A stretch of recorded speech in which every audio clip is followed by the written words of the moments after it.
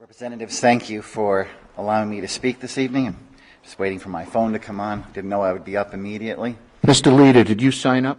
I did, sir. I was at the bottom of page 1. Oh, sorry. Let's see. Yep, we got you. Please proceed and welcome. I'll be right with you. I apologize.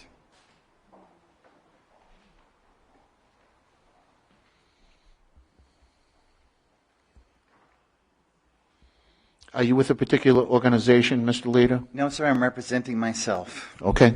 And in November last year, a top researcher for the American Psychological Association, a lesbian activist, Dr. Lisa Diamond, co-author-in-chief of the APA Handbook of Sexuality and Psychology and one of the APA's most respected members, admitted that sexual orientation was fluid and not unchangeable. By doing so, Dr. Diamond confirmed that the myth that homosexuals can't change is now a dead-end theory. In fact,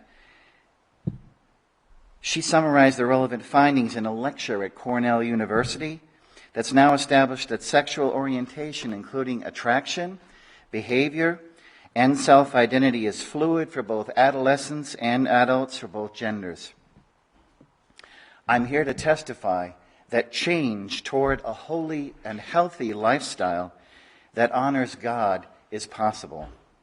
I just sat in an overflow room here with many young people, and I wanted them to know that escape, freedom, real truth, and light are realizable rather than capitulation and surrender to darkness.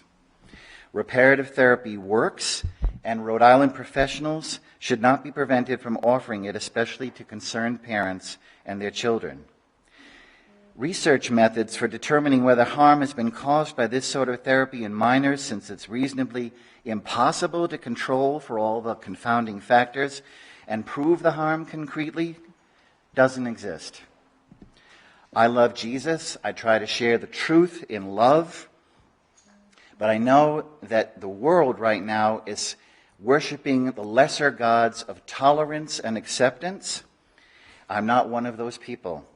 And I pray that this bill is defeated, as it has been in Massachusetts twice already, and that LGBT are lovingly cared for by professionals unashamed and unafraid to share the real truth, the kind that I believe that only the Bible offers and that Jesus died for.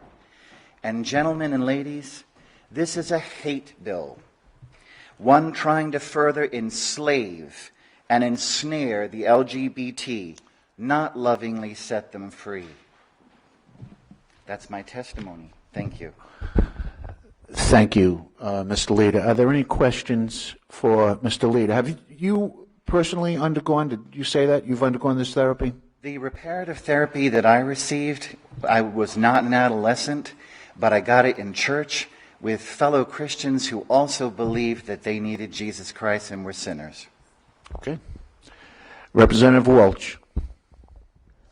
I would just like to thank you for coming out and taking the time. I recognize that with 83 people in support, it takes a bit of bravery to be the one person opposing, and I recognize and appreciate that.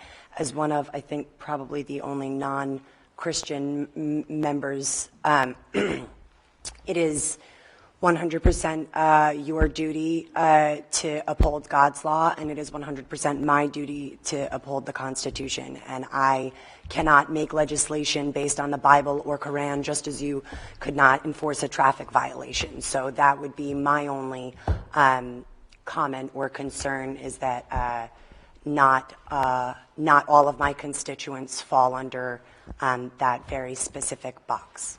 Okay. Thank you. And that's why I testified pointing to a lesbian who I hope that when you play that part of the testimony back, her words will speak even louder than mine. Change is possible. I'm proof. Representative Perez. Well, my comments go to what my colleagues just said. Could you, question? Not, okay, question. Okay, yeah, question.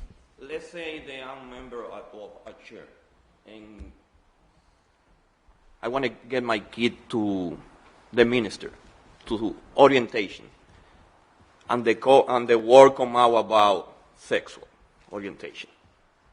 what, that going to be against the law? Because I took my kid to some orientation? Because, one comment, what some people believe is right is not necessarily right for me. Right. And if that goes to religion, that's religion too. What you believe, that's not necessarily my belief, like some people just talked before. I think there'll be a lot of comments relating to religions and personal beliefs.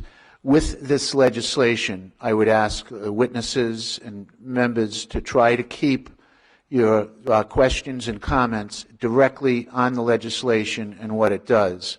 I know there are larger debates about religious freedom in our country today, but I think we can address directly what the bill says.